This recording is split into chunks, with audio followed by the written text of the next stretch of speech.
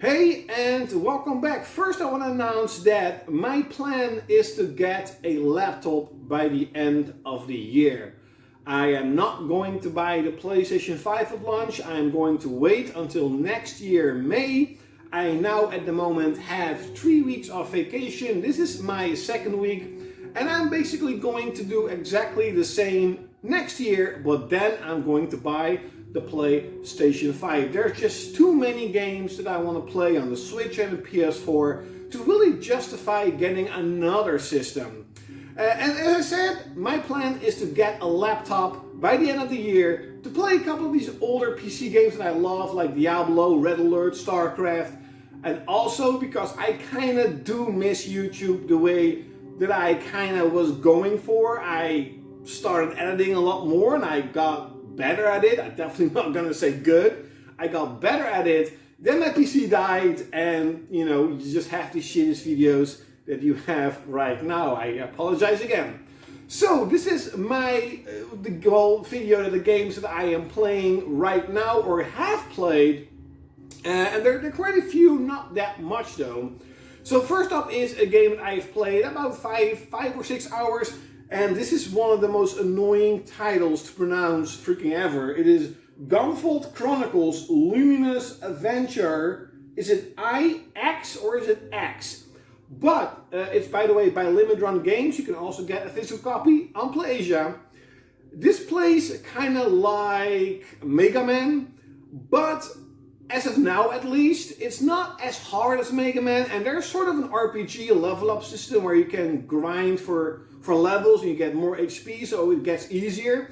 I really like that. The Mega Man games, in my personal opinion, are really cool. They look cool, they sound amazing, but they're so extremely hard. I can never freaking beat any of them.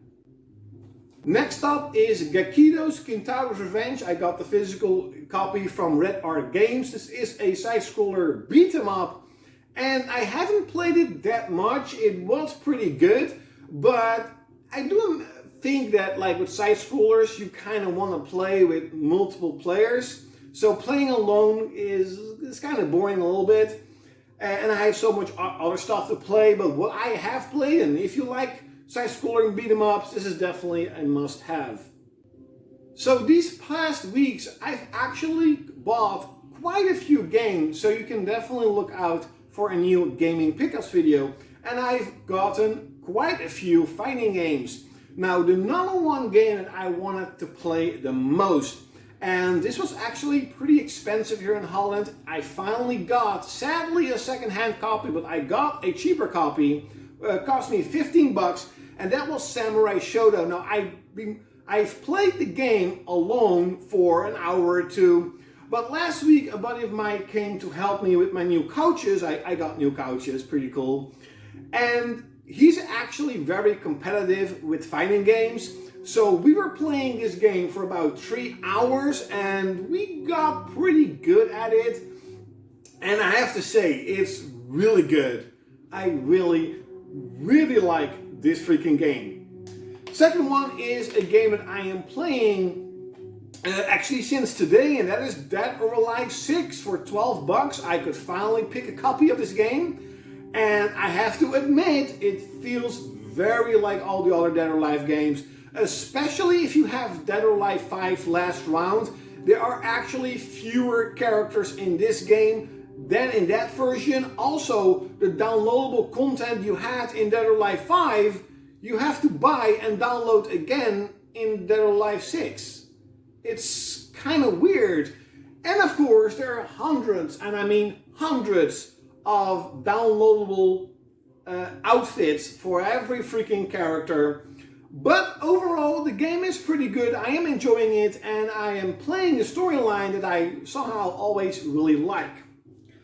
Third, but definitely not the worst one, is Soul Calibur 6. I played through the entire storyline, and I thought it was pretty good. I've heard quite a bit of stuff about this game, that there wasn't that many characters to begin with, and there's a lot of downloadable characters, and there are, but I have to admit, I was kind of surprised that there are quite a few characters you can play with. It plays very smooth, and I liked it a lot.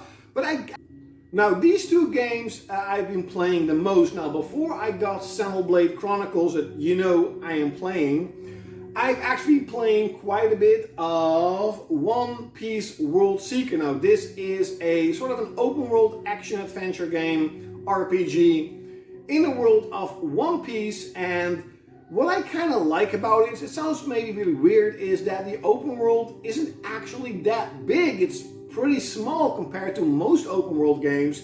It kind of feels as like a GTA game that is big, but it's not too big.